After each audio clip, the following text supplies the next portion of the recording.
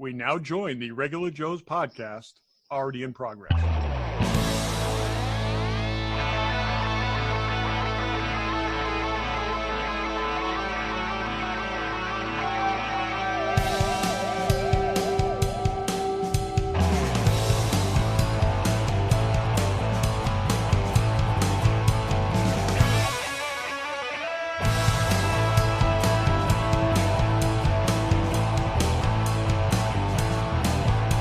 To movies and toys and TV shows, comics and collecting and superheroes. There's no end to the useless stuff they know. But don't call them geeks, they're just regular Joes.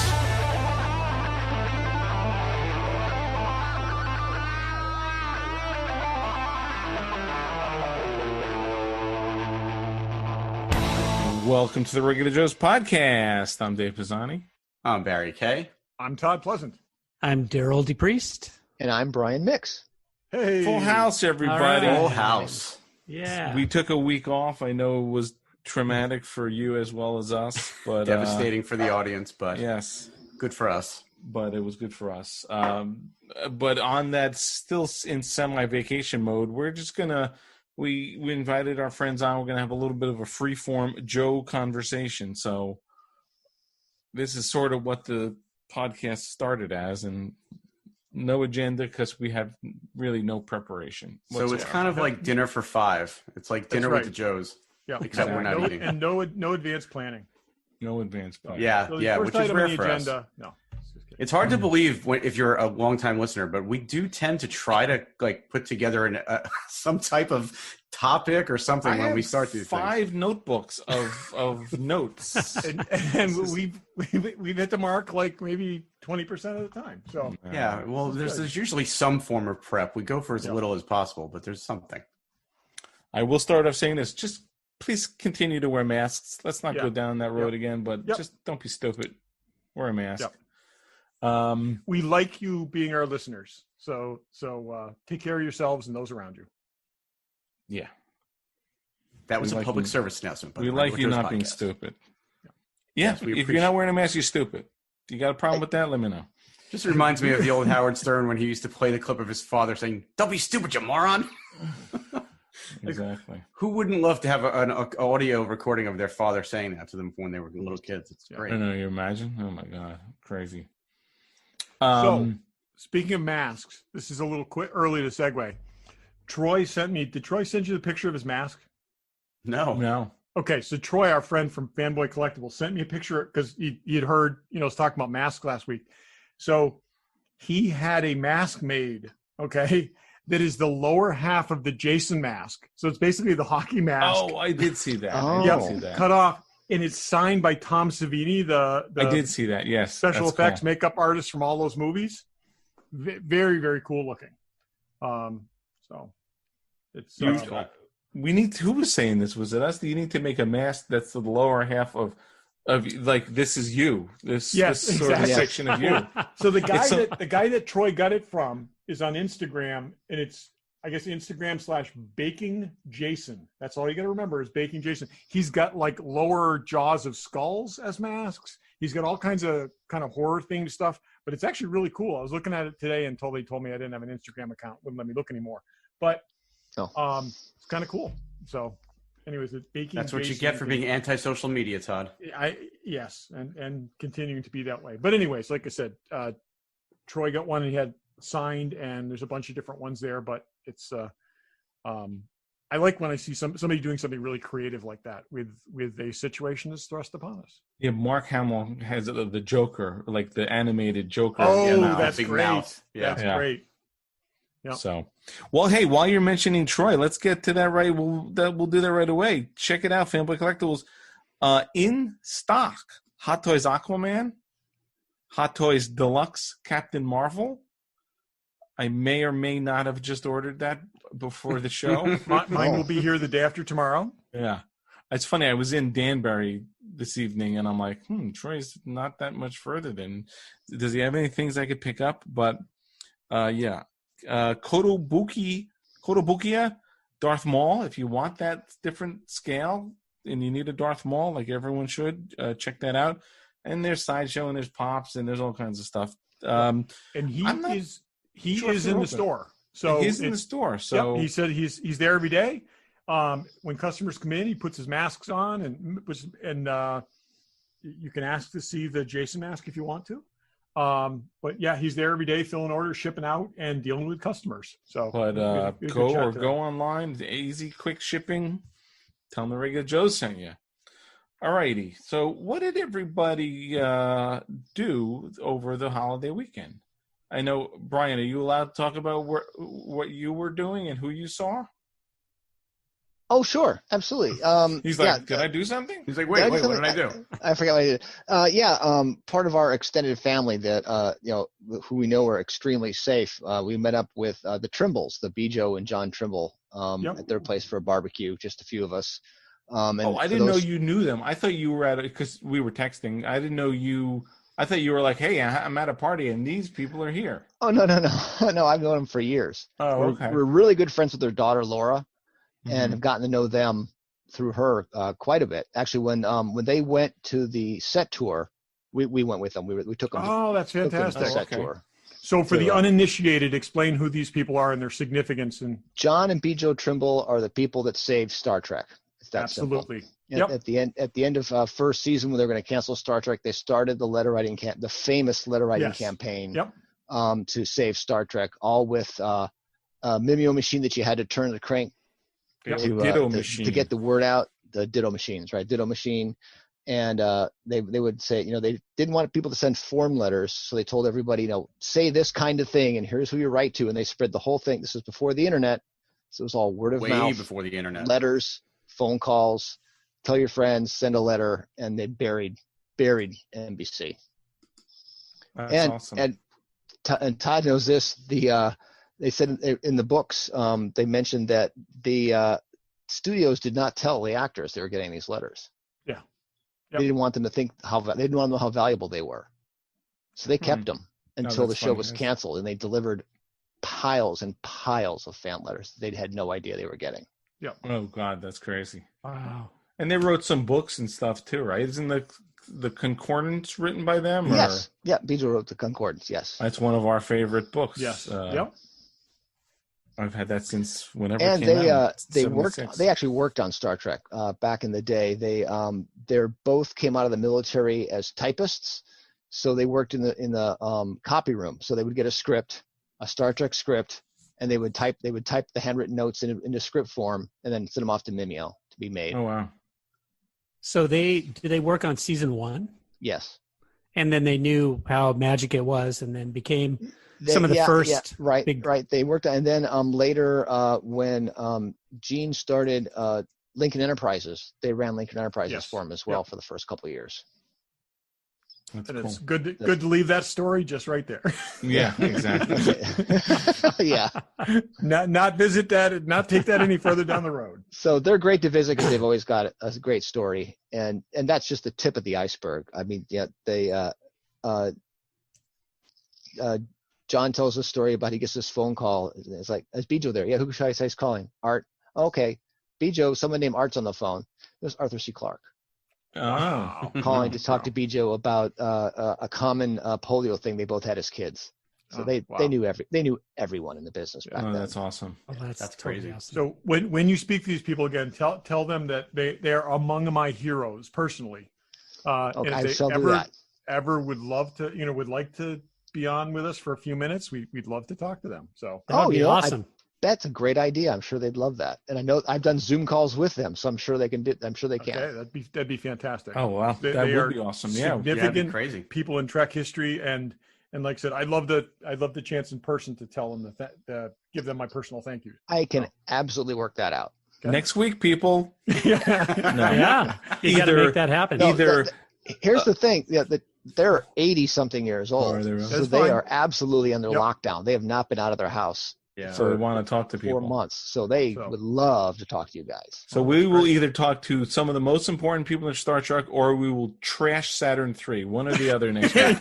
One of those two coming to you next week. That's coming up soon. So, yep. Well, I realized I heard somebody talking about Saturn III, and I realized It was on Facebook. What, right? Isn't that what you saw? Yes, I saw it on Facebook today. That's right. Sean was talking about it on Facebook. I realized I'd never seen it. So and Todd had this thing a couple weeks ago where he was saying we should watch old movies that one of us hasn't seen and talk about them and see if they're.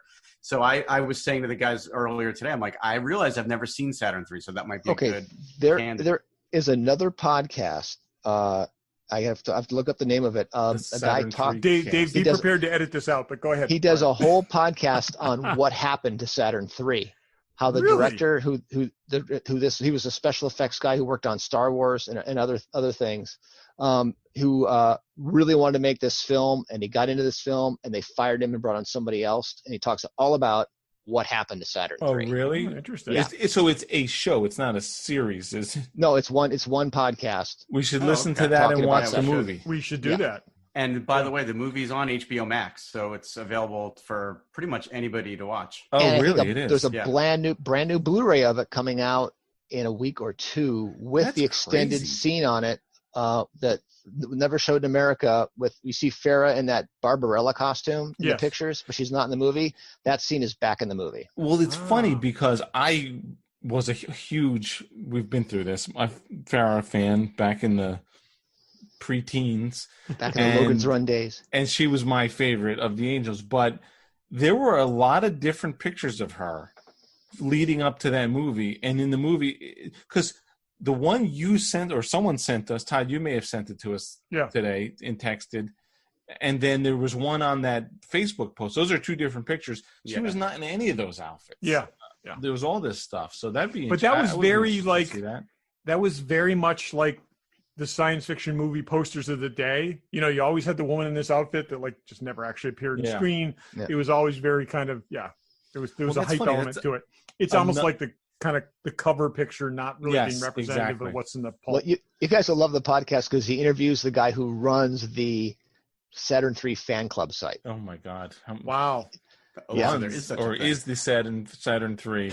We could maybe loop them into our Run WestCon. Yeah, exactly. We may need to expand. Right. I saw it in the theaters in 1980. I do remember that. Yep. And I was just telling you, I watched about 15 minutes of it a couple weeks ago. It was on some bizarre streaming channel. But you had mentioned it, and then I saw it on Facebook, and then I started thinking about it because I feel like in my head, I'm like, I've seen all of those old movies. And when I started thinking about this one, I'm like, I honestly don't think I ever saw it. It's interesting because 1980 is a weird year. We had Flash Gordon that we talked about. The Black Hole, which I know we've been talking about. This movie, I bet there's some others in that Empire year. Strikes Back. When did Zardoz come out? I want to say 1976. 70. Okay, so I could be completely wrong. Yeah. That is one of the top science fiction movies of all time, according to Rolling Stone. The classic movie theater down the street from me used to run Barbarella and Zardoz back to back. Barbarella's all the time. I don't know if it's watchable, but at least you have Jane Fonda in Prime. Jane Fonda. So Dave, tell us what you did for the holiday 74. Weekend. Oh, was it 74? Yeah. But there's something fun too. Boy, I gotta say, Sean Connery, the fact that he hasn't bought up all the copies of this movie. Oh my God. What the hell? And destroyed them personally. What is that? Yikes. You got to put that picture. That's from Zardoz. Darryl, you've not seen Zardoz? I've not seen Zardoz I'd never heard of it until that Rolling Stone article that you guys I don't even know if it's worth watching. It's hard to get through. Willow plus one or Willow minus one? I've seen certainly Willow plus one at least. It may put a new floor. I've started Zardoz at least 10 times, including all those times in the movie theater. I don't know if I've ever actually made it all the way through. I'm going to say he's got a Webley in that picture, so I'm like, stop showing that picture, please. I'm 20% of the way to having a Zardoz cosplay outfit. Is that one of those places where he's in the publicity shots, but they don't show that in the movie? Sadly, they do show that. Yeah. Oh, we'll put that picture in the thing. I don't know if that is better or worse than the second Highlander. Because I don't believe anything's worse than the second Highlander. Except for sometimes. Can't say I've seen that. Except for this. Sure. That's a W, people. Yeah. Yeah. Did you see the first Highlander, Brian? Yeah. Yes. Okay. Hope everyone. So the second Highlander throws out everything you were told in the first movie. They're actually space aliens. They just rewrote the whole mythology. They just completely rewrote the whole That could mythology. be one of the most just crazy movies ever. You watch it, like, what is going on? It's like someone watched the original film, then took some sort of controlled substance and wrote the screenplay for number 2. Well, you know, like they saw the word high substance was in the title, so they just Wow. assumed. Yeah. It was that movie's just amazing. crazy. It's amazing. So much so that they like have disavowed it in subsequent sequels. By the time they get to the third one, it's like it never. They just never completely existed. ignore that it happened. It was a fever dream. Yeah. Yeah. And Highlander, I like. I mean, it's definitely of its time, but you know, of these Sean Connery science fiction films, it's definitely better than definitely one of them. I saw it in the theater when it first came out, and I don't know I've seen it since the original Highlander. Yeah, I don't think I have. Really? Wow. Highlander, Same, Brian. I haven't either. I've seen it, but I don't have the affection for it that you guys have. I've watched it. I watch it every couple of years. Yeah, I like it too. I got to say, I have a. There's Queen music in it too. There is. There's Queen music in it. Actually, I actually will tell you, there's I've Queen seen music every in episode. that Airplane the Highlander movie TV series that's too. terrible. So, you are a fan of the Highlander TV series? I said I've seen every episode of it. Jesus. Yeah, it's pretty uneven, but it's like 9 seasons or something, isn't it? Something like that, yeah. And like I said, and there are, I don't think I've seen them all. There's like 6 movies, maybe. Yeah. At one point they tie those. They tie them in together. Yes. Yeah. They easily could have stopped. There's something that you could have stopped at the movie and saved people a lot of time. That's one of the things that I got to say with the series on that is what I thought was really, really interesting was the main character was the cousin of the main character in the movie, and they brought him in for the first episode and did the handoff. Yeah. Which was pretty amazing. So, yeah. And then basically do you guys have a movie rotation? Movies you watch over and over and over throughout a year, whether it's on an anniversary or not, just movies you seem to always throw in. Not on I have 4 plan. or 5 movies. I call it the rotation because when I work in the shop, I like to have a movie on, right? If I'm not listening to the regular Joe's podcast, I'll throw a movie in. And I have a number in rotation. I don't know if you guys have, because like you said, Highlander, you watch it often. Yeah. I try not to watch movies in the shop. Dave's I'm got using his a Christmas table saw a wrapping lot. movies, though. Dave's got his specific movies he watches when he wraps presents, right? I do. That's true. Mission Impossible 3. Die Hard. Or Die Hard. Christmas, Die Hard. of course, yeah. Christmas wrapping present Yep. movies. Whatever. Christmas present wrapping. What is in your rotation? They're not all science fiction movies. I'm spinning around to look at my wall here because my rotation's up there. One of my favorite movies of all time is Ice Station Zebra. Yeah, great. Absolutely great. Me and Howard Hughes. So I watch Ice Station Zebra quite a bit. One of the few movies with no women in it at all. There's not a single woman in Ice Station Zebra. That's interesting. Yeah. It's all on a submarine. Let's see. I watch Kelly's Heroes is on my rotation. Great. Yep. Star Wars, of course. The despecialized Star Wars. Yeah. Dead Men Don't Wear Plaid. I love that movie. I love Rachel film Ward. noir films. Rachel Ward. Oh, Rachel Ward in that movie. Need to say no more. That is so well made. That's so well put together, that movie. Yeah, and all it is also like pre-computer. It's so before its time in some ways too. You know, it's like it almost like they were doing all these really clever, creative things there that I'm not sure were appreciated for what they were. We should all drink one for Carl Reiner, who just passed away. Oh, yes. One of the authors of Dead Men Don't Wear Plaid. Oh, really? I did not know that. Mm-hmm. Yep. He's in it too. He plays the German. Yep. So I do want to hear about your thing, Dave, but just reminded me. So last week was Mel Brooks's birthday. I think he's 94, and my kids were like, let's watch a Mel Brooks movie. So I pulled out the Mel Brooks box set and I said, all right, pick a movie, guys, whichever movie you want to watch. They wanted to watch Blazing Saddles, which is one of my all-time favorite comedies from when I grew up. I had forgotten today. I had forgotten how incredible incredibly racist it was. Yes. But so this is where it gets interesting though. So we watched the movie and my kids appreciated it and laughed their butts off and get how inappropriate it is. But I just heard two days ago, and I had never heard this. I was listening to another Kevin Smith podcast, and they were talking about Mel Brooks, and apparently in his contract, he had that the studio couldn't make a sequel to Blazing Saddles without either his permission or unless they greenlit and made a Blazing Saddles TV show. So he believed fully well that they would never get his permission, and he knew they would never make a TV show, so he felt very secure. And he said, and I tried to find this on the internet, and honestly, I couldn't find it, but they're talking about a story that came directly from Mel Brooks's mouth.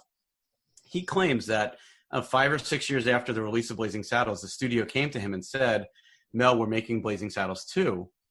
And he said, let me show you my contract. You can't do it because I didn't give you permission and you didn't make a series. And that's when they said to him, we've been making a series for 4 years. We have 4 seasons of a show called Black Bart starring Louis Gossett Jr. And apparently they shot 4 seasons of this TV show, only ever aired 1 episode. And I Googled that, and that is available on YouTube. There's an episode of a show called Black Bart starring Louis Gossett Jr., but they claim to have had 4 seasons in the can at that point of this show. How bizarre is that? And then they never went on and made the movie anyway. But if that's true, that's insane, right? To make a pilot and say, no, we've got a pilot, we're going to go to series, but they shot 4 seasons? That doesn't sound right, Barry. That's 100 episodes back then. It's 100 episodes. So this is a story that supposedly Mel Brooks told them, but that's and crazy. How old is Mel Brooks now?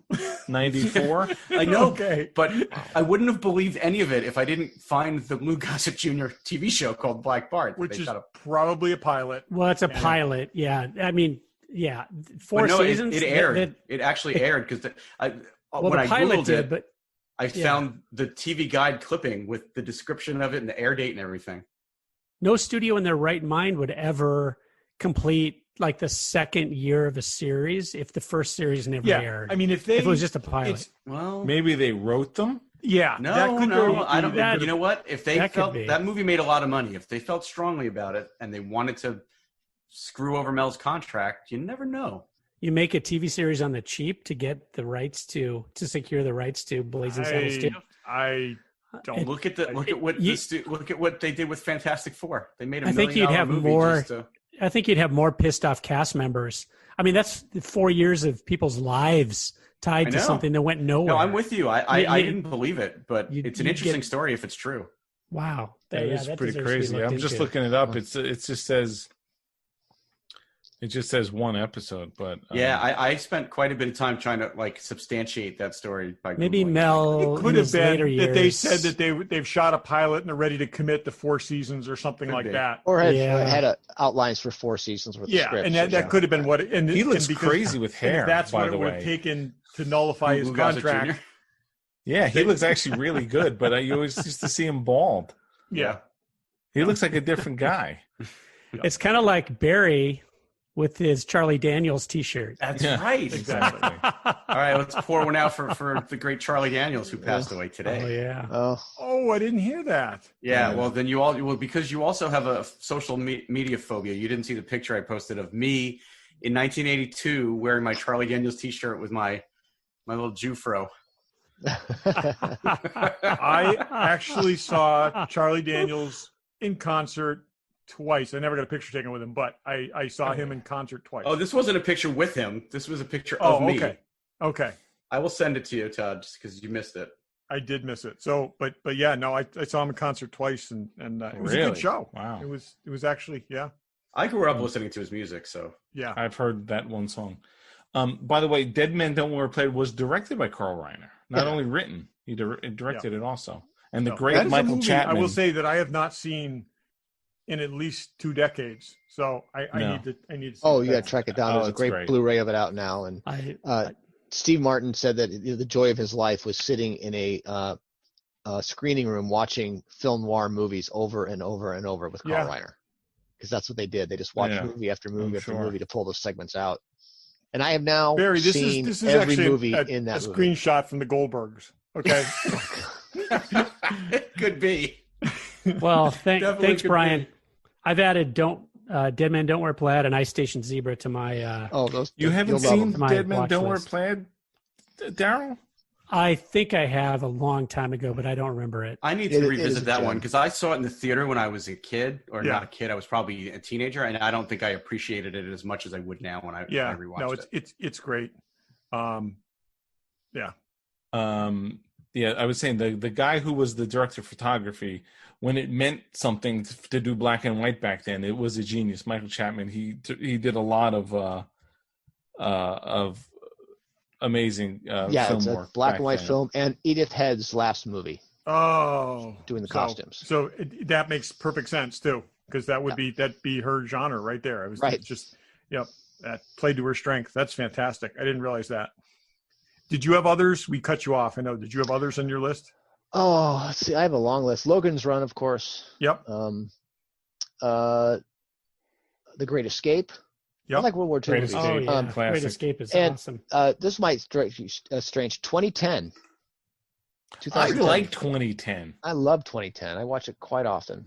It's much more watchable. 2001, of course, is a more great movie, but 2010 is more watchable. It definitely I agree is. with that. Yep. I agree Boy, with but that. I bet I haven't seen that since I saw it in the theaters. But I've But watched yeah. it a bunch of times. Roy Scheider's good in that, and it kind of that story sort of makes sense. Whereas the other one, you don't know. What I love the Girl- Budweiser juice box. That was great. I took a girl on a date to see that in high school, and she was not enjoying it at all. So we walked out and walked into Beverly Hills Cop, Oh. Much better. and so Much we missed better. the beginning of Beverly Hills Cop, and then I never saw the end of 2010. Oh. What was that 1984? I'm guessing. That would have been 84. Oh, Yeah. the end of 2010 is the best part. It Oh, is. it's fantastic. Okay, I'll have to go back and It's rewatch chills it. down. It's chills down your spine. Good. The end of 2010. I Is never that the one watched where the baby- 2010. You see the baby in the sky? No. Is that Yes, you do. Do you? Actually, see the baby Yeah. in the Well, sky. but it kind of makes sense. But it makes sense this time. I remember that from the trailer. Well, I never watched 2010 because I could not finish 2001. You don't need to. I'm, It's fine The on ending its own. of 2001 is the worst part. It- Maybe it's the just, beginning and the ending. The middle is I'm sorry. tolerable. I do really like that film, and I know it's slow. Of course you do. I know all the things. It's incredibly uh, ponderous, but I think it's an amazing film. If there's science fiction blasphemy, I think that was it. Yeah. What I said or what Todd said? Saying you don't like 2001: A Space Odyssey. Come on. I agree with Barry. I'm Sorry. on board. Barry, I will trash your choices when I feel deemed necessary, and I will support your choices. And I And agree sorry, with coming from me saying I think it's that bad, that means something on this show. I found it unwatchable. you. Maybe It's I unwatchable. Yeah, maybe I was spoiled by coming of age at a time when great films were being made, exciting films. I I just also Well, saw Star Wars before I saw 2001, and I think I Well, don't that'll think you do can go it. back. Yeah, that'll do it. I couldn't go back. I'm with Some you, of us BK. are old enough to, all there was Forbidden Planet, Planet of the Apes, and 2001: Oh, Space Forbidden Odyssey. Yes, Planet. exactly. That was it. Yep. So- Give me one pre-Star Wars movie, and it's Forbidden Planet. That's on my rotation too. Of That's course. on my rotation. That I was going to say And that would be on my short list. And Robinson Crusoe on Mars also. Never I seen it. love that movie. I love that. Wait a minute. It's a guilty You pleasure. would take that over 2001. Oh my God, yes. It is also I've never slow, seen it, but Dave. it's very good. You've never seen it? Nope. I mean, it's not great. It's just one of these movies that, as a kid, I watched like at the 12:30 movie a bunch of times. It seemed to be on, and I have it in every format. And it's made on. 100% scientifically accurate. All their posters said 100% scientifically accurate. Mike, really? Yes. You yes, could they breathe did. on Mars if you. And- So it's just and like the when I was a Martians. kid, I thought that's what it was. I thought, okay, well, they said it's completely accurate, so this is what it's like on Mars. I Really saw few it. people know this, but The Martian is really just a remake of that. That's right. That's Yeah. right. Yeah. It Yeah. is. Andy Weir just ripped it off. Just totally I ripped saw it off. that in the Alamo. That's probably 7 or 8 years ago now. But I was one of me. I dragged Pam and Mark to it, and there were 3 other people. I saw it at a drive-in back in the day, and I don't think I've seen it since. So But it's All right, so we need to add that to the list then too, because Yeah. a favorite of Dave's. I've never seen it. That's a perfect candidate. Yep. Yeah. Todd, how could you see it was it was 10 years old by the time you're old enough to see it in films, the second films were older. They played we had the Apollo Theater and we Apollo Drive-In, and we would go and there would be there would be Just at Dusk. There would be the lesser film, which was an old film, and then everybody would come in for the main attraction once it was really dark. So I saw a lot of old science fiction films like that. I got to see, but that's how I got to see like, It and all that kind of stuff on a big screen, which is really kind of cool. So, well, this show has been phenomenal for getting a whole bunch of stuff on my watch list that I had forgotten about or wouldn't have known about. Well, here's my Humphrey Bogart trilogy, which I go through every couple times a year, is Casablanca, The Big Sleep, and To Have and Have Not. Yeah. Yep. All three of those are just classics. Yep. I don't know. I wonder what I know I have it on VHS and I think I have it on DVD. I don't know if it's on anything else. Robinson Crusoe. I know I have a Blu-ray of it. I think so not the Maltese Falcon. I think so. Oh, and the Maltese Falcon. I'm sorry. I love the Maltese Falcon. How can I forget the Maltese Falcon? You have a Maltese Falcon in your kitchen, don't you? I do. Yeah, on the dining room table. Yeah. What about the African Queen? Not a big fan. Not either. It's really slow. It's not a Bogart. It's a Katharine Hepburn film. It's not a Bogart film. If you want a Katharine Hepburn film, Philadelphia Story. Yeah, absolutely. Oh, and that's what I'm saying. Fantastic. I would say it's not even a great Katharine Hepburn film, but the amazing thing about the Maltese Falcon is pick out the action scene in that movie. There really isn't. Okay. Yeah, it's people talking in a room. When he disarms Wilmer. That is the only, by pulling his coat down over his shoulders, down over his arms so he can't take his hands out of his pockets. That is the only physical act in the entire movie. There's one chase scene where he chases a guy walking with his car. Yeah. It's short. Yep. But it's like there's no, for the movies at that time, which were all these really exaggerated fights and all this kind of stuff, it's just, it's amazing. John Huston. Yep. Absolutely amazing. Oh, so it's funny. It says, I was looking up Robinson Crusoe on Amazon to see what's available. It's on the Criterion Collection. You purchased this July 24th, 2007. So you own it. Wow. Yeah. Amazon's pretty good. That's a thing. It goes back. I go back way. Some of us don't remember buying entire box sets of Star Trek movies. So I guess I have it on DVD. Barry's about to hit the trigger on something that's sitting in his shelf. Shrink wrap. Speaking of Angel Wives, my wife bought me a Robinson Crusoe on Mars half sheet for a birthday. Oh, really? Wow. Nice. That's a gift. Hey, so this will drive you crazy, but when we were kids, my father bought a building that at one time was the storage for a theater which had closed in the 1950s. Okay, and brought home stacks and stacks of lobby cards. Okay. Oh yeah. Which we drew on the back of. And it's like every once in a while I will see stuff that I know, and I'm like, oh my God, I remember this as a kid.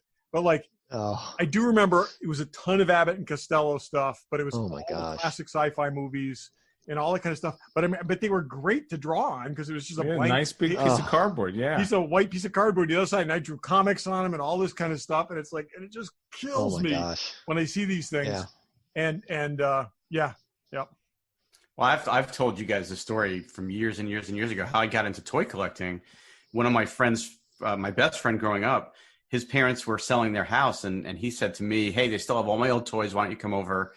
We'll go through it all. It'll be a fun day." And I went over there, and we looked at everything, and it was him and his older brother's toys. So it was all the stuff that we played with, the Adventure Team G.I. Joes and the vintage military G.I. Joes and Star Wars figures and models and all this stuff, a lot of Migos.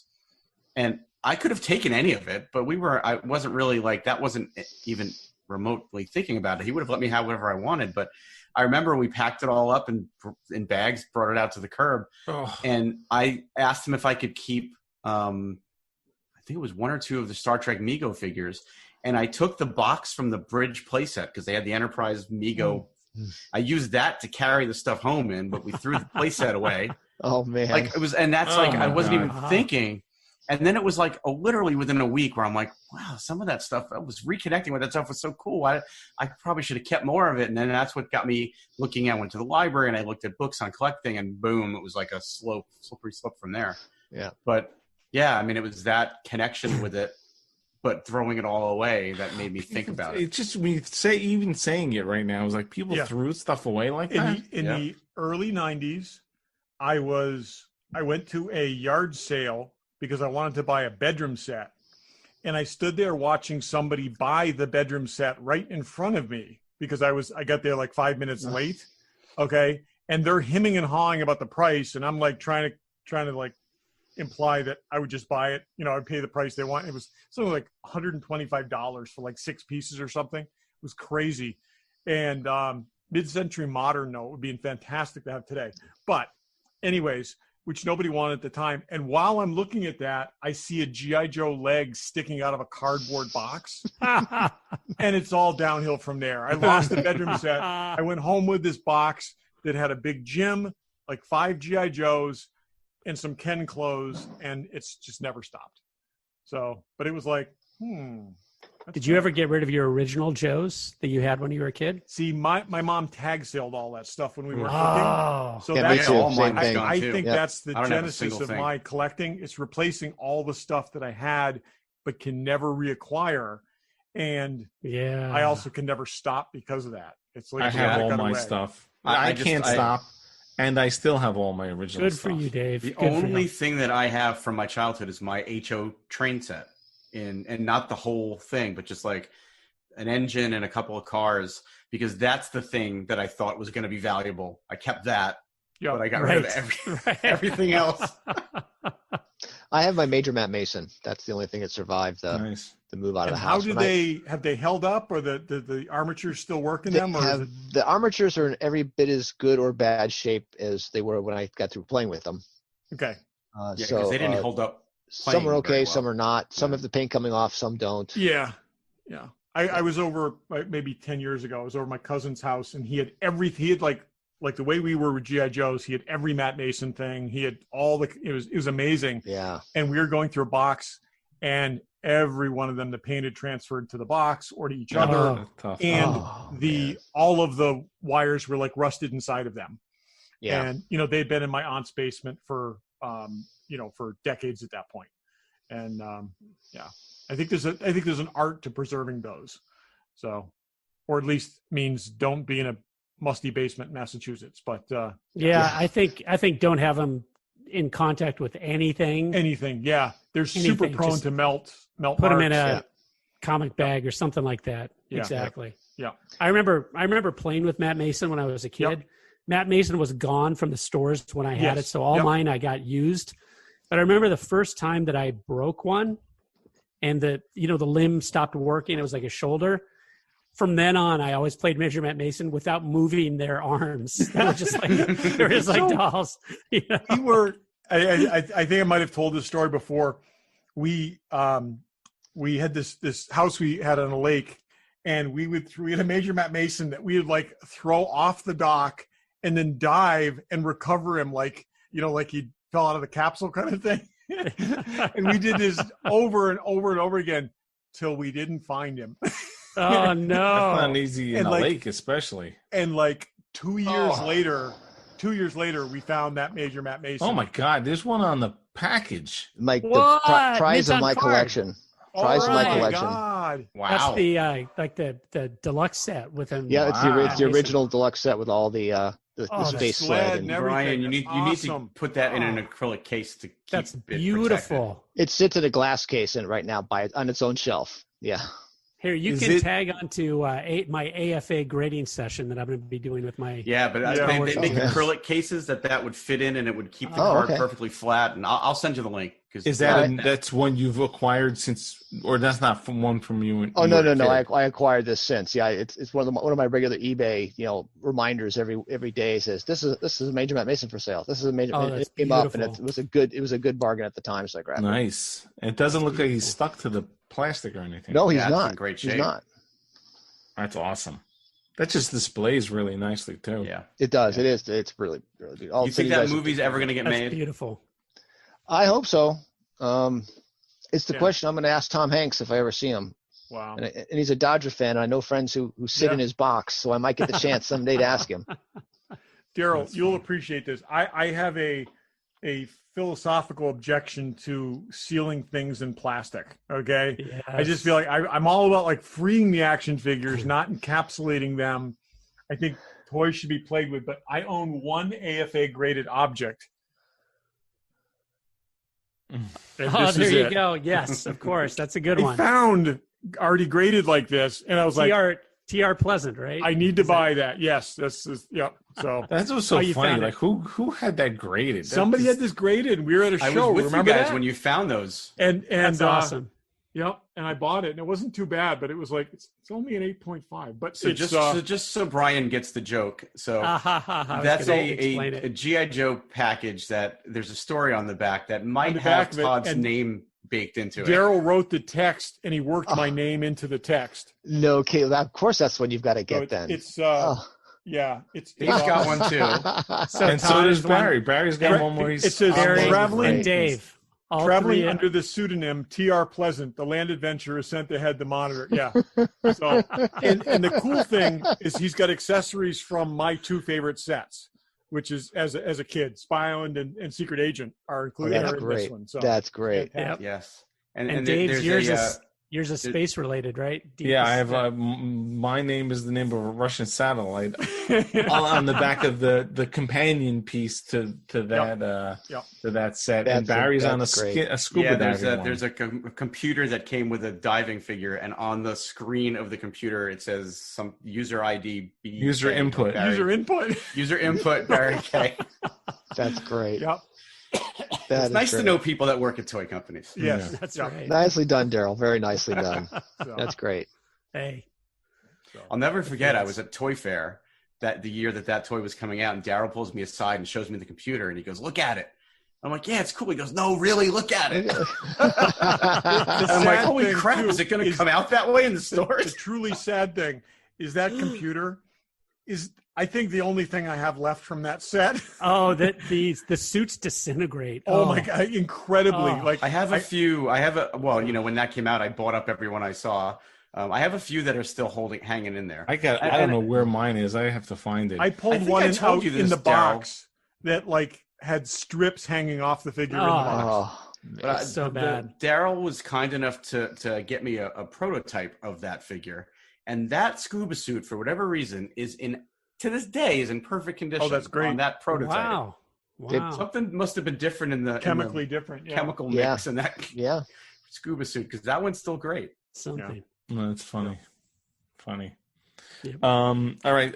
So Barry asked, I was away this weekend. I went to Lake George, and I went to the Star Trek set tour for the second time. Very jealous about that. Well, you've been at least twice, haven't you? I've been 4 times. Okay, so there you go. This is only my second one, so I'm jealous. I haven't been since they put in the Tantalus device. The Tantalus device just. So I went 3 years ago. I realized because I was looking for the pictures, and when I was there last, the engine room wasn't finished. Okay. I don't think they had the decompression chamber in the medical lab.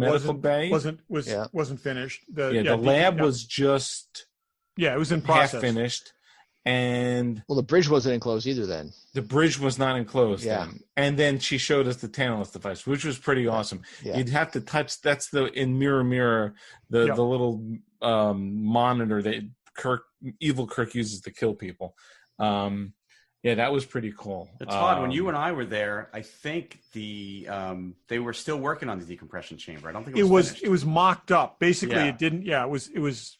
So you guys were there after I was there. Yeah. Yes. Yeah. So we saw the completed engine room, which was not there my first 2 times, and did they put the second level on the engine room yet, Dave? Because they told us that they were thinking of putting the second, like Scotty's office type. Oh thing. no, Scotty on that side, it's not. She said they're going to do that, but it was on the other side, which I got to look through my pictures from the last time to see what they had done. But this background, the picture I've got is my virtual background I took when we were there 2 years ago. Yeah. Oh, okay. Yeah. But yeah, I remember on this tour, unless you go out of your way, they don't show you behind the panels and stuff, which I think you got to very straggle cool. a little bit to get that. But because the bridge was completely enclosed now, so I think last time I don't remember how I got to the bridge, but when you're in the engine room, you walk up a corridor into the turbo lift and then the turbo lift relatively opens new. And you go into the bridge, and then they also replaced the navigation console because they had the pilot navigation console in there. Now they built a new one, which wasn't there when I was there. Oh, that's great. How crowded? I got to go back Dave? sometime this summer. Yeah, it wasn't crowded at all. I mean, they had I went on Friday, and they had just opened because of COVID, the previous Friday, because they were only allowed to be open in phase 4, and that area hit phase 4 a week ago Friday. So there was no one there. I mean, there was I think a tour before us, and then I had asked if they gave you like those silver sparkly environmental suits like they use for EVA suits, because that would have been cool. Kept it. Yeah. There was 4 of us, but you were not allowed to be in a tour with anyone else. It was whoever your group is. So I was actually curious, from your group, who went with you? Did the kids go with you, or no? Pam. So we went up with Mark, and all his friends wanted to go to Lake George, and they couldn't rent a room or anything by themselves. We're like, we'll go, and then Mark's best friend's parents, who we know, went too, and she's very nerdy. She's into Indiana Jones and all that stuff. So she was like, I want to go. Pam was like, I want to go. But so 4 of us went. Oh, that's fun. Yeah. And was the one place to eat in Ticonderoga open for you to go eat at after the set? Our pizza place? We didn't eat there, actually, because we had eaten a late breakfast. But I don't know if it's new. There's a drive-in burger ice cream place in the town. Not in the town, but just sort of on the outskirts. Oh, I don't remember that either. Wind Chill Factory or something. Oh.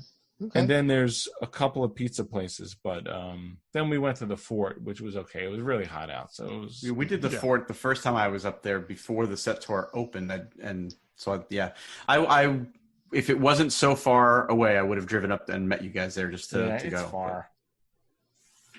But worth it. Well, I'm glad you had a good time. I'm glad it was open for you, because to go all the way to Lake George. Because I was like, do we really want to go on this trip? Oh, the tour's open? Yes, we definitely want to go on this trip. I look at it as a pilgrimage. It needs to be. I need to go annually. Yeah. I'll find a time to go this summer. It's just it's my happy place. Well, Brian, that you were scheduled to go in June with the Shatner thing, right? I was not going back. No, I was going to go this year. I've been to Shatner twice, which is plenty. I was going to go to Ticonderoga, which is okay. Yep. Todd had been to that one. Yeah. Yep. I don't know if they're doing that. COVID screwed it up, and they haven't announced it. Well, it's usually August. They had some really good guests that I can't talk about, but hopefully they'll still do it. Yeah. Cool. So that was fun. Yeah, I'm glad I got to do it. And at our Tracy Morgan was at our hotel, which was funny. That's crazy. Did you interact with him at all, or I know Mark? I said hi to him, and he said hi back. He definitely had his entourage with him and his family.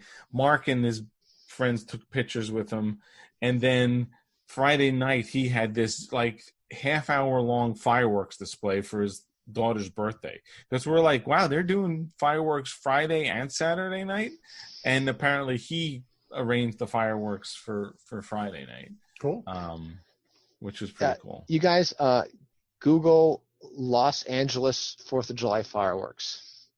there were so many illegal fireworks displays. Yeah, like people buying everything they could get. We were driving home from the Trimbles, and it was, you could not look in any direction to not see a fireworks display. We had the same thing here in Long Island. It was, we were at my friend's house, and we were seeing like Grucci level fireworks shows being put on in people's backyards from my friend's backyard. We just sat on his deck and just looked up and it went from like sundown until about 11:30 at night. Yeah. It just kept going. Here, it went until 2 a.m. Oh my God. Really? There were, and it was almost like people were like paying attention and waiting till someone else stopped. Finished. Yeah. And then they would start up again. And it was crazy. It was like 1:35, and I was like, okay, it's starting again. And I went outside and stood in the driveway. I guess people are locked up at home, so they just bought tons of fireworks. Were canceled, yeah. And you can't buy fireworks in Massachusetts, but Vermont is very close. Yeah, it's not easy to get them in New York, but I don't know them.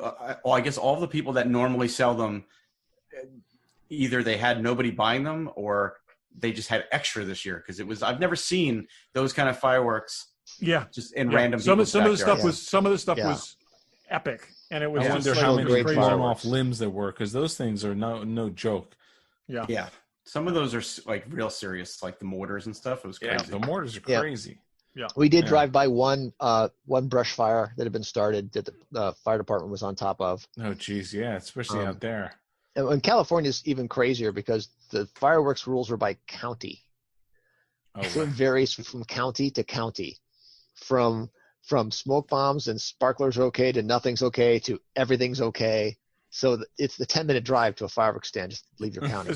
Because the flammability ends, and how flammable something is ends really at the county line, right? Yeah. So something like droughts respect county lines, and that makes perfect sense. But the counties out there, Brian, are huge. They are big. They're like 40 miles by 40 miles. Yeah, funny. So what else? Darryl, what's going on with you? Is your room all set up? How's your new house and everything? House is all set up. It's great. I've been really enjoying it. I've been using my work area to start on some real deep projects.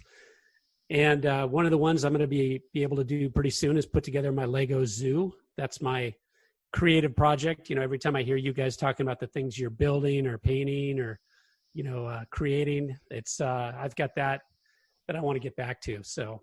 Oh, that's awesome. We had seen a version of that at your house in Rhode Island a few years back. It was pretty cool. And I've got space now. It's actually going to go over all the right now I've got 4 display cases in the middle of my display room. Oh, and I built custom felt boards to go over that, so I'm going to build it over that. So right now you can see all the comic books through the glass, but the top of the glass will be covered eventually. So it will go around the square, basically? It'll be a big square in the middle of the room with a little bit of access down the middle for me, so I can get in there and curate. Oh, that's awesome! So almost like a model train kind of thing. That's really cool. Yep. So that's my project that I'm really going towards. And for the last couple of days, most of this weekend, I've been sorting out a giant pile of Lego pieces. So are the boys still into that? No. See, they're out of it. Actually, Wyatt sold most of his childhood Legos on eBay last year. We had gotten him a ton of Star Wars sets. Yep. And as he was headed to college, he wanted to make some money. My boys are not nostalgic like I am. Yeah. In fact, it skips a generation. It skips a generation. Well, except my dad was a collector, but that's why. You don't know. They may turn 30 and regret that. You watch. By 40, they'll be buying all those sets back again at 10 times the cost. If they do get into something, Brian, it'll be Pokemon, and I've made sure to keep all their Pokemon stuff. Oh, okay. Just like when I was growing up, my dad said to us, because he saw how much we loved, my brothers and I loved G.I. Joe. He said, I don't want those G.I. Joes to ever leave the family. If you ever feel like selling them, I will buy them from you. Wow. And so my dad actually bought all of the G.I. Joes that my 2 brothers wanted to sell, the ones I hadn't traded for already. And he kept them. And maybe a couple of decades later, he sold them to me. So I ended up with all of our family. That's awesome. G.I. Joes that way. So my dad had the collector bug. I have it, but my kids, I think, I don't know if I've told this story on the show or not, But one day, this was maybe 5 or 6 years ago, I overheard in the other room the boys talking with my wife, Patty, and they said, "Mom, what are we going to do with all this stuff when Dad dies?" Oh my God. I don't want it. What a curse, what a burden. And yeah, go ahead. Kids today are a lot less into the stuff. Okay. And I think this has got something, because I spend a lot of time around kids. I think it's got a lot more to do with being digital.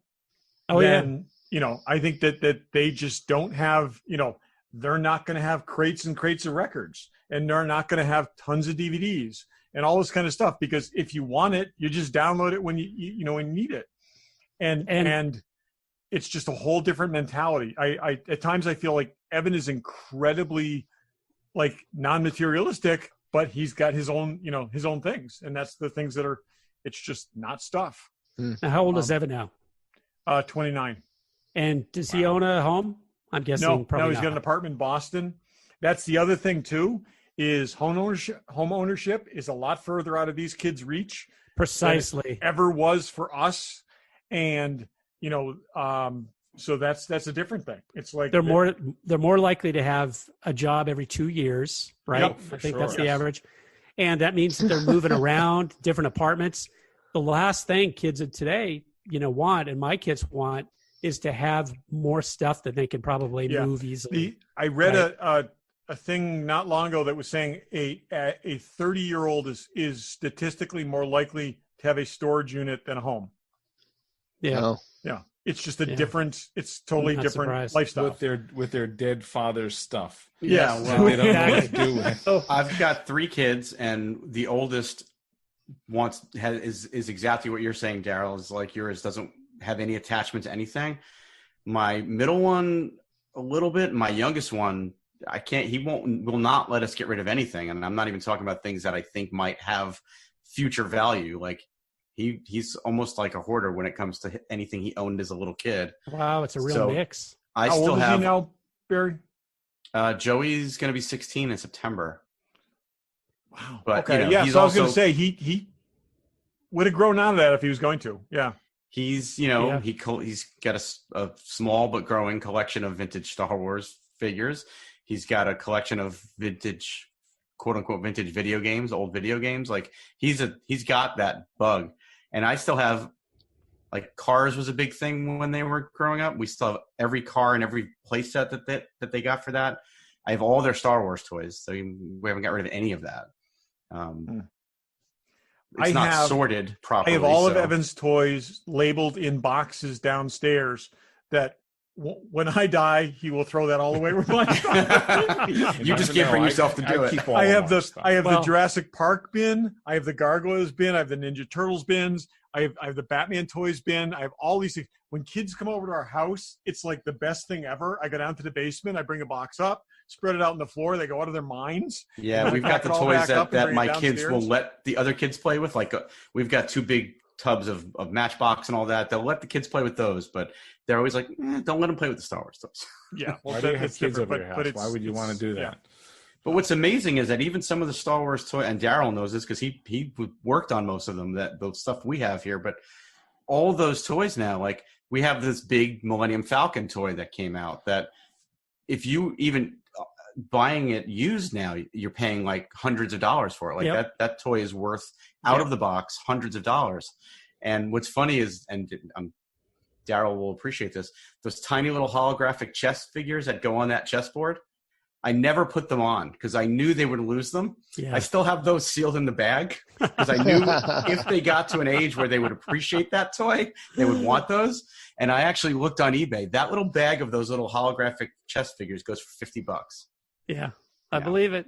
Because people are buying that on the secondary market, and those are missing all the time. Yeah, that big Millennium Falcon, people call it the BMF, is the well, it's not like the USS Flag, equivalent to G.I. Joe, but it's pretty close. It's pretty big. Actually, Jabba's sail barge, I guess, is that for up until the sail barge came out. I think that it's the greatest Star Wars toy ever made. I mean, so we'll see. Hey, so this is this goes right into a random.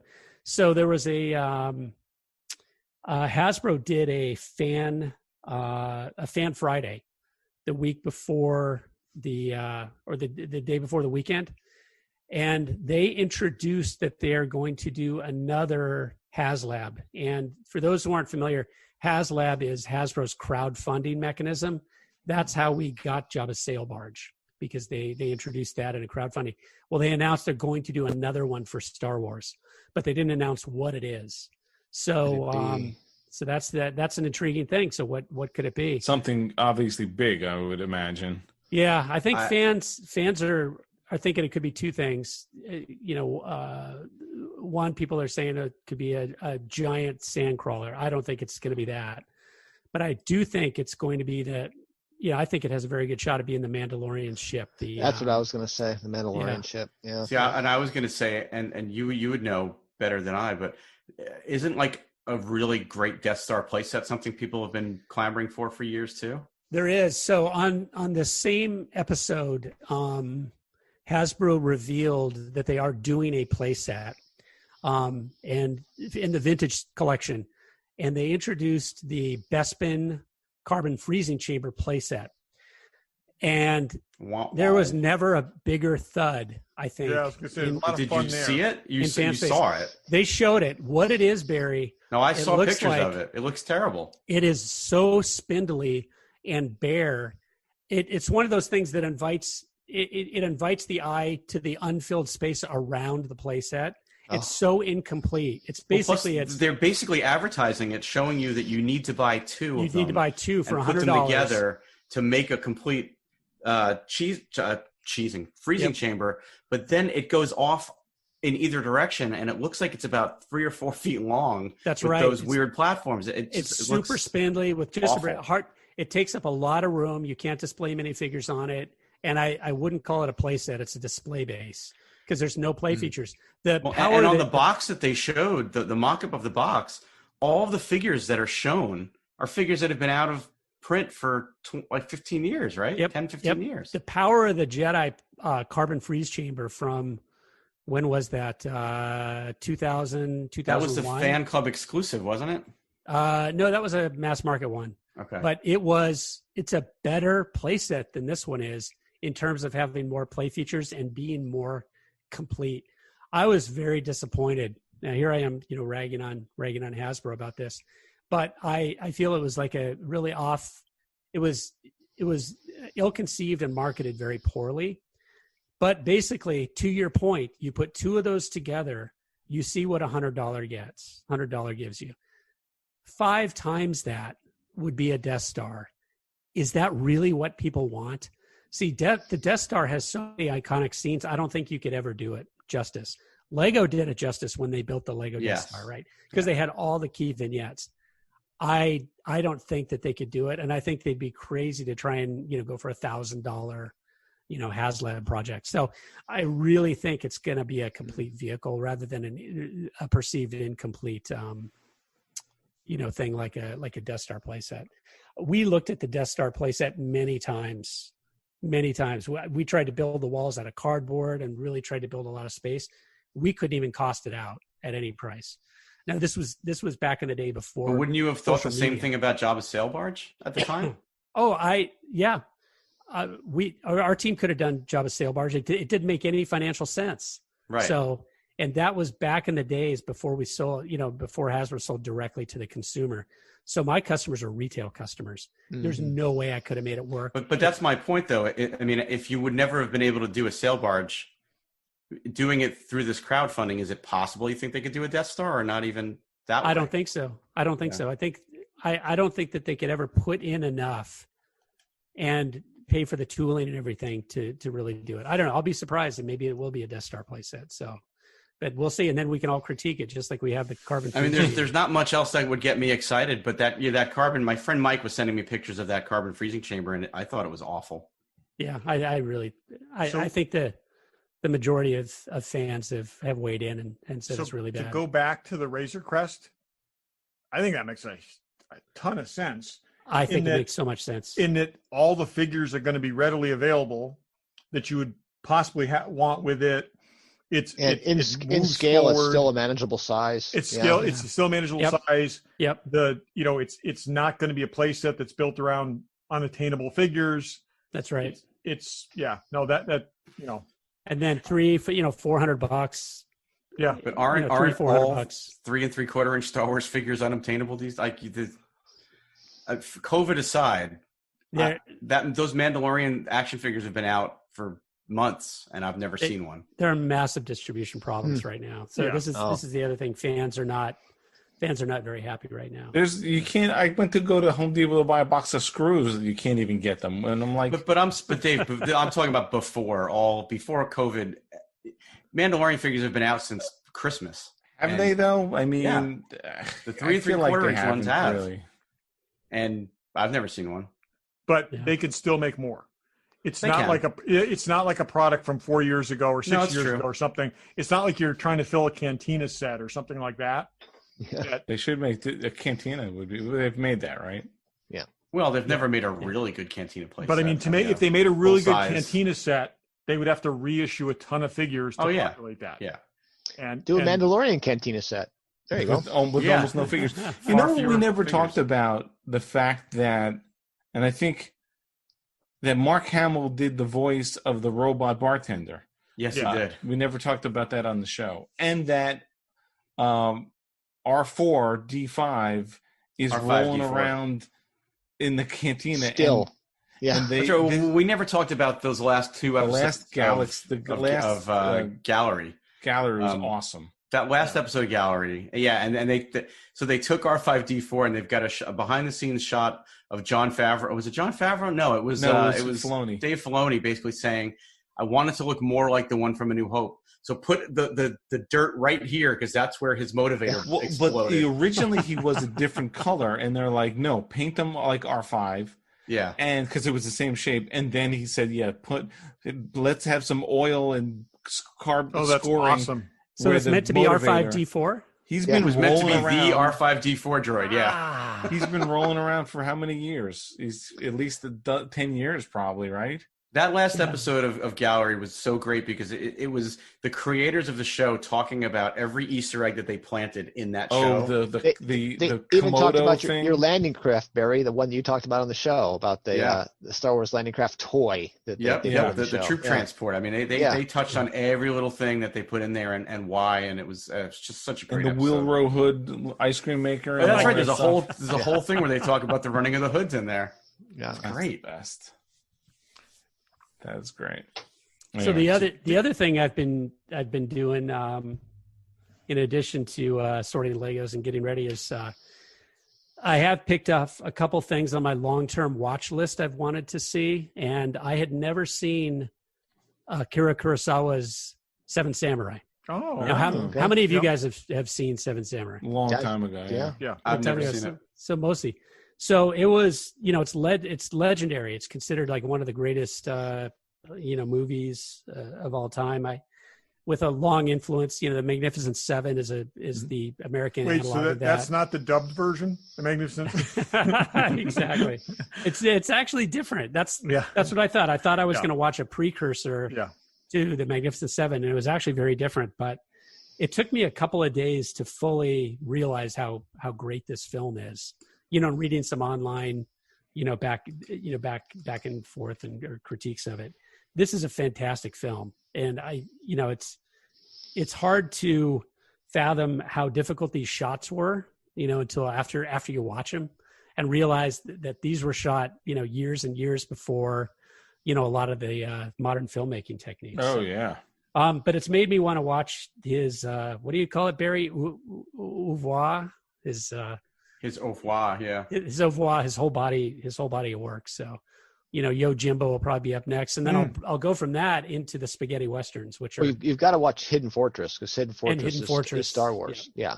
Hidden Fortress is said to be a huge influence on Star Wars. Yeah, exactly. So I'm going to be on a Kurosawa kick to watch all these. So cool. No, that's started that this weekend. Someone should watch that.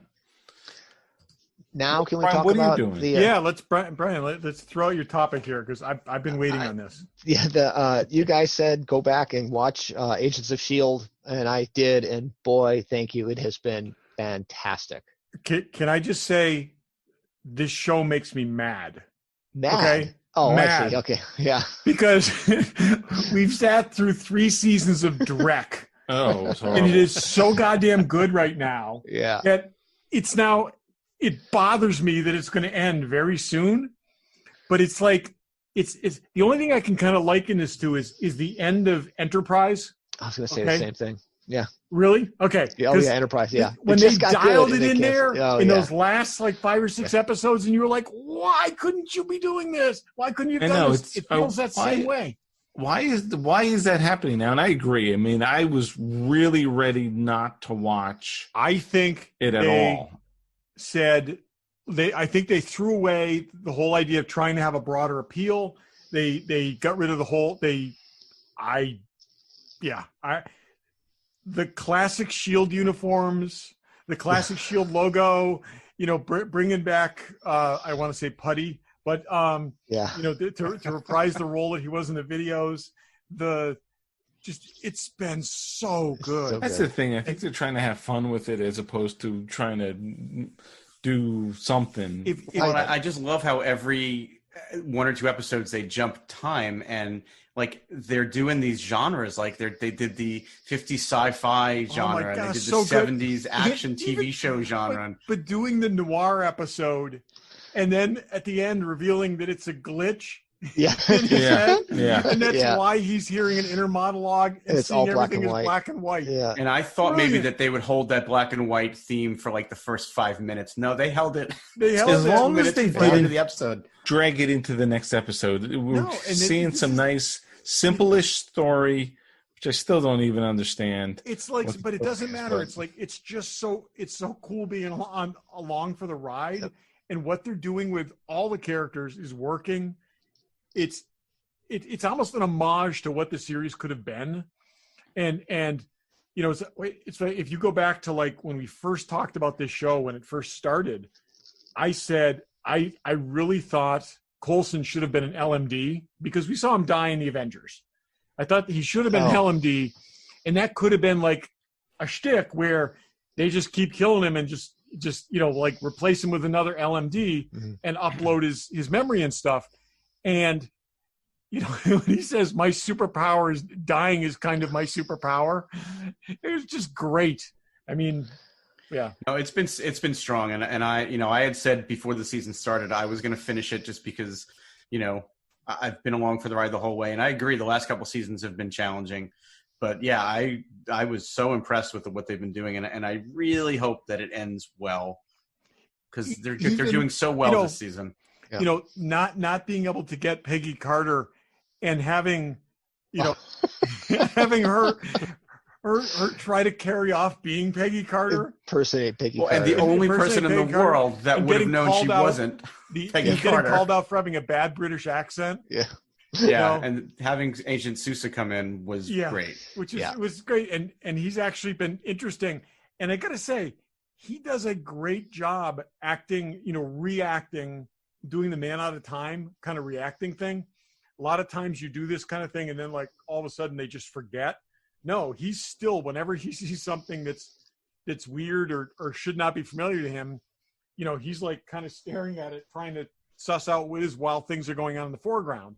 Well, and I was nervous going in just because once we got a sense of what the theme was going to be, I'm like, all right, so we've seen this in Timeless, we've seen it in Legends of Tomorrow, like this has been done, but they're doing it differently and they're doing it well, and they're actually putting some stakes in it. I mean, the last episode with Mac's parents was, I don't know if everybody's caught up.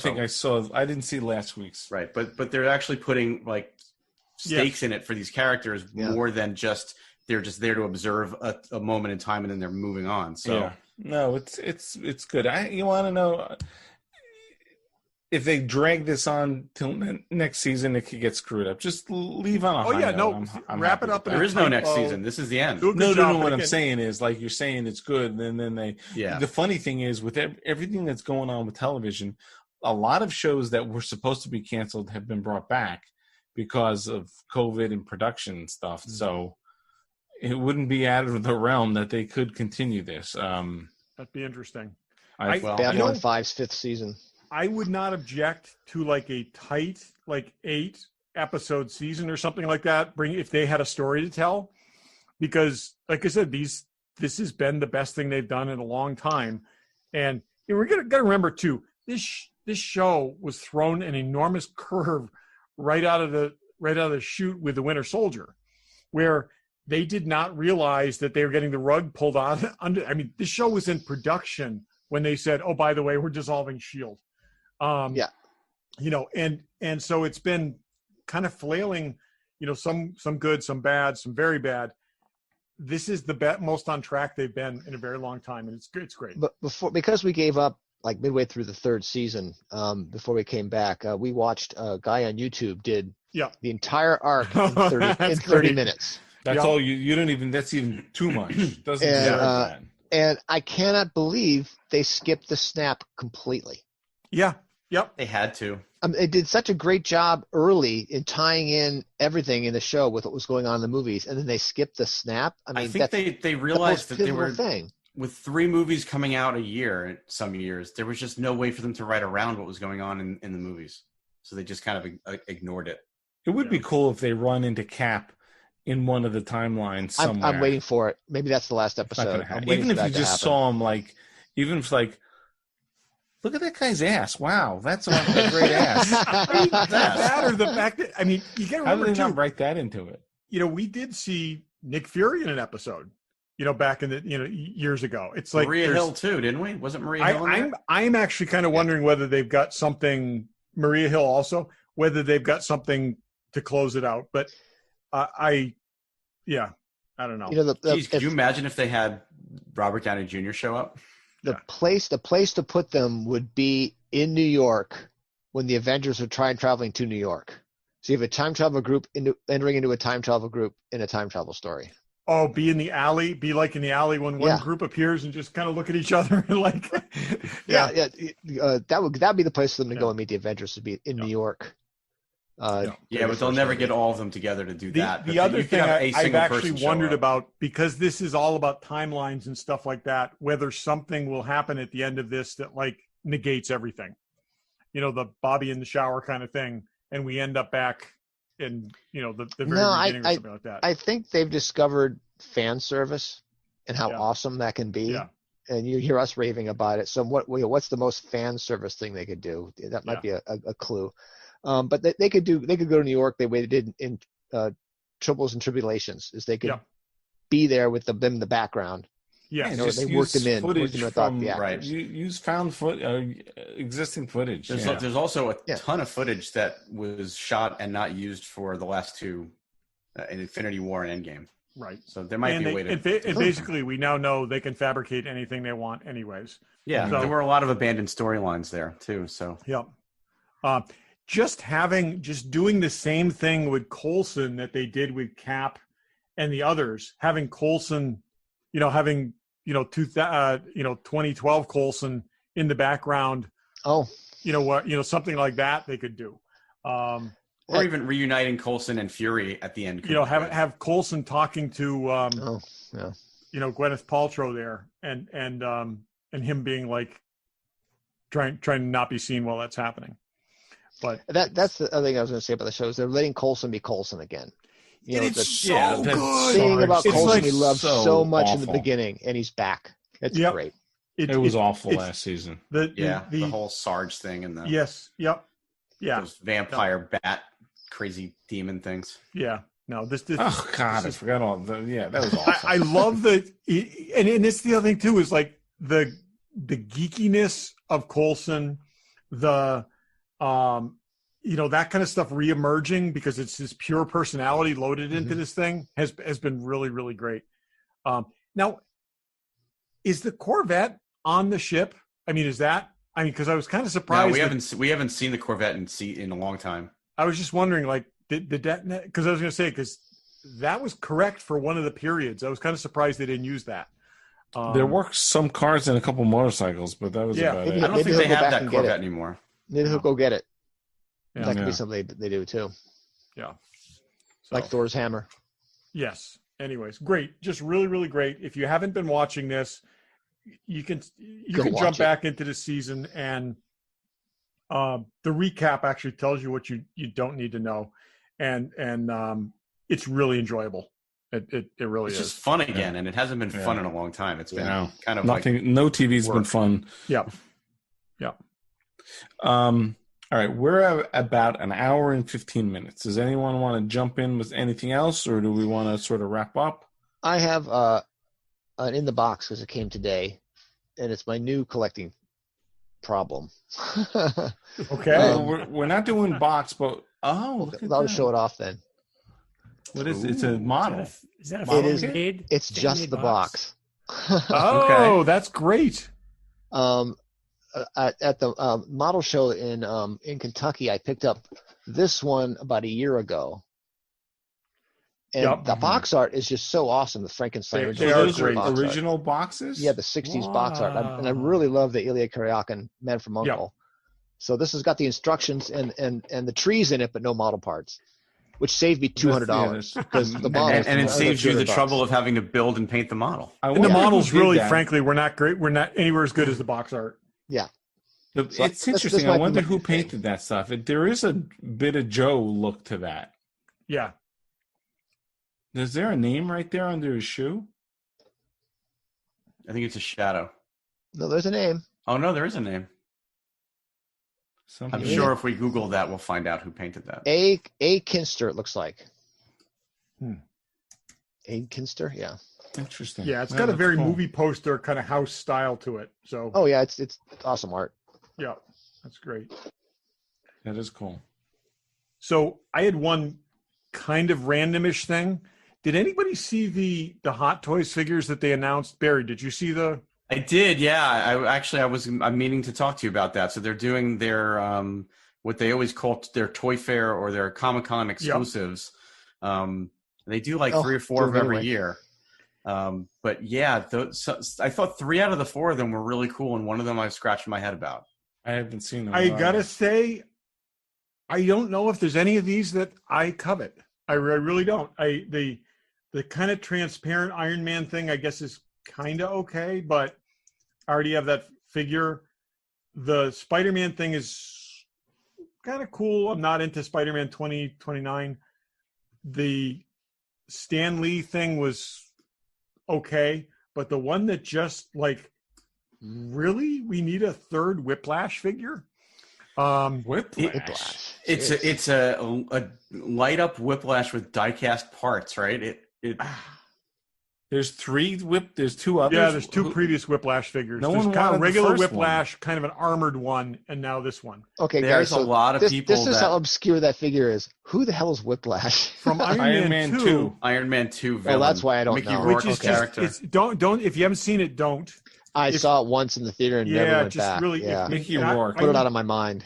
It's the only really Iron Man thing I would pay to have removed from my head, and but why? That was just. Well, I'll tell you why. Google or go on eBay and see how much previous Whiplashes were selling for. Oh. They're going for a lot of money. Oh no, I see cheap ones all the time because I do Hot Toys Iron Man search all the time because I always want to find the one that is too cheap. Also, people, Iron Man, no space. Okay, don't make that mistake. But I bought a couple things really cheap that way. Yeah, they're okay. Maybe somebody likes it. I don't know. I think that there's an audience for it, believe it or not. Okay.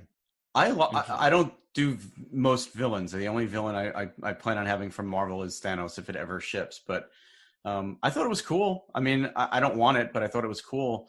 The Stan Lee, I mean, I get that they're trying to release a Stan Lee figure every year, but that's a really weird one. He's like practically in a dress with a robotic hand. Pull the trigger on the Guardians one? I tried. I never got it. I actually was on the wait list. They I was too. Sent me a note telling me I could buy it that I never saw, and then when I finally got back to them, they said I missed my opportunity. And I was on the wait list, and I never got called. I never got the call. So, which I'm okay not having it because I have the one that I have, which I think if I'm going to have any Stan Lee, I'm happy to have the original. Anyways, it just seems like with all the random characters that we've never seen that were actually in the, I guess they're, it just seems like an odd thing to make. The Iron Man suit's cool. I mean, it's meant to be like holographic, right? It's like right, yeah. There's some translucent parts that you can see through into the Under Armour stuff. The Spider-Man one, I guess that's from a comic book, right? So I don't really even know that costume, but I don't know. The mock-up, the Kit Bash Talos figure that I made, a Talos Nick Fury would be a really cool figure. Oh. There have been some of these figures in the past that have been really cool. Like the Maria Hill was one of these figures that they released very limited quantities of, only as a Toy Fair exclusive. There have been a few others, but none of these were super exciting. Yeah. Interesting. You know what I think the big Rocky guy, from from Ragnarok. Ragnarok. I think that would be just a cool figure to have. So, yeah. Cool. Voiced by Taika Waititi. Yeah. If that's how you say his name, I don't really know. Waititi. That's Waititi. Anything close. Did you ever get your IG-11? They haven't shipped it yet. They haven't shipped anything. I don't think they've made it yet. I've got. I am in big trouble if they decide to ship all the stuff that I have on pre-order at once. Barry, I will say from my conversation with Troy, there's an item that you don't expect to ever receive that apparently is moving forward. Ooh, are you kidding me? That's what he said. In fact, he told me, I know you guys like to tease Barry about this, but I just heard that they're moving forward. So, yeah. Okay. Well, when it arrives here, hey, Troy listens, so he's going to hear me say this. I'm not even taking it out of the box. I'm just selling it off. 5 years later, I don't want it anymore. I think it's cool. I would say like that it. now. I'll sell it to Dave then. I'll sell it to you for what I paid for it, Dave. Oh. Actually, I'll just tell Troy to ship it to you. I have one. You don't even have one. You can't take my well, they didn't take my money, thank God. You can't take my order and then like 5 years later be like, oh, we're finally ready to ship this thing. Come on. I've completely lost interest. EFX has done that. So Hot Toys isn't always like that. So yeah, it's not a Hot Toys item. No, it's not. Made by it isn't. Who? It's a Novos. That's right. A Novos. It's a Novos. All right, that makes more sense. Oh. Yeah. Yes, makes more sense. Yeah. No, it's going to be one of the U.S. produced things, I guess. So. Yeah, I guess. I can't wait to see how many people are like pleasantly surprised when it shows up on their doorstep. Yeah, right. Funny. Okay. All right. Any other last thoughts or anything while we're wrapping up? This has been fun. Yeah. No, this was great. We'll do this once a week. Yeah. Easy if I have no prep. But wear a mask. Watch Agents of S.H.I.E.L.D. Watch one of those movies. So we're going to watch a movie that one of us haven't watched. I don't think Saturn 3 is a horrible movie. We'll get everybody's opinion after we rewatch Topless Farrah Fawcett. Yeah. Find the extended cut if you can. Well, Topless Farrah Fawcett, for some people, will make it more enjoyable. Did she make a third sci-fi movie? What am I thinking of here? Oh. Is there a Farrah Fawcett sci-fi trifecta? Is there a trilogy of Farrah Fawcett sci-fi movies? I seem to remember her being in something else that was... The Burning Bed is not very science fiction. No, I got to look into that. No, I don't think she did. I do follow most of her work. Dave is a fan. I am a fan. Yeah. Let's see. What was she in? I just pulled up her IMDb. She didn't do a ton of movies. She was in an episode of Mayberry RFD. That's way back. She was in an episode of I Dream of Jeannie. Yes, I do remember that. She was Flying Nun. Yeah. Partridge Family. She was Pretty Girl in an episode of the Partridge Family. I definitely distinctly remember her in I Dream of Jeannie. That's No, Marcus will be MD. And we end this evening's episode with a dramatic reading of Farrah Fawcett's IMDb. Well, so Logan's running $6 Million Man. Saturn 3. Sunburn? No. Charlie's Angels. What is Sunburn? Sunburn is a... Here's how I describe Sunburn. White, very low-cut bathing suit. Okay. That's all I remember from that movie. Okay. But no, there's nothing else in her entire filmography that looks remotely science fiction. Okay, God, I thought there were 3 for some reason. Here, as an episode, we do need to do a dramatic reading of John Saxon's IMDb. Oh, page. I totally agree. God, we've been threatening that for 7 years. Brian, do you have a fondness for John Saxon? I feel like you should. No, have you seen the two pilots? Have you seen Genesis 2? I have an original Planet prop Earth? from Genesis 2. Oh, that's great. Yeah. I still think we need to do a Genesis 2 Planet Earth episode. Didn't we? No, we talked done that? about. No, we've had this discussion about every 6 We months. prepped for it and never did it. We never did it. Freaking torture. And then you got to add in the other one. That's the Quester tapes. Quester Quester tapes. We did that too. No, but God. the other one that John Saxon's not in, but it's the same character. Right. The guy with the Yes. mustache is in. I never remember the names of all those stuff. Robert Foxworth.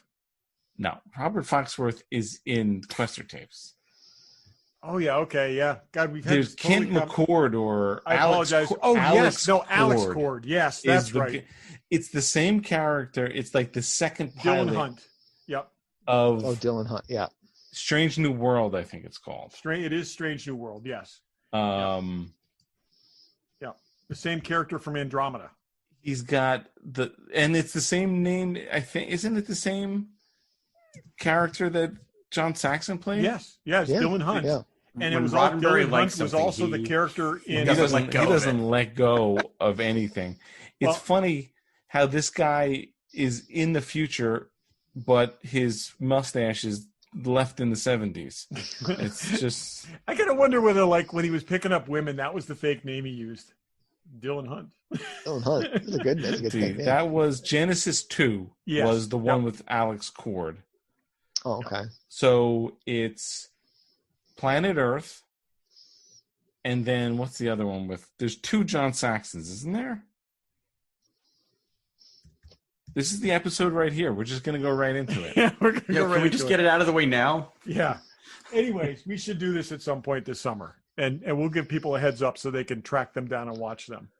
I'm not. I will say, stuff. as a kid, I watched Planet Earth every time it aired. Oh, who didn't? And sometimes that was quite late at night, and sometimes it involved sitting very close to the little black and white TV, so my parents wouldn't know I was watching it. But I love that. I'd rather watch Salvage 1 again than rewatch that stuff. I want if we can find it. Let me just before we go on to Salvage 1, Planet Earth and Strange New World is the two John Saxon. Yes. Yep. And then Genesis 2 is the Alex Cord one. That's sort of the same thing. Yep. But I did watch an episode, or like 10 minutes of an episode of Salvage on YouTube, which is like here's what it looked like when you're watching me. That's what it was. Plastic up in front of the thing. It was so unwatchable, such a poor quality. I will put my skills to seeing if I can find that. It was because such. I have not seen that since it aired. I actually no, me either. I really like that show. I love that. The pilot was great. Yeah. For those of you who aren't old enough to know what the hell we're talking about, it was Andy Griffith built a robot. Let's say a spaceship in his junkyard and went to space in it for the purpose of looting the moon sites, the moon landing sites, which is a great idea. I don't know why. I don't know what Elon Musk was waiting for. He could fund his whole rocket program by bringing back that's moon his plan. artifacts. Yeah. Maybe all of this is wrapped up in grabbing those lunar landers and selling them for $1 billion a piece. Yeah.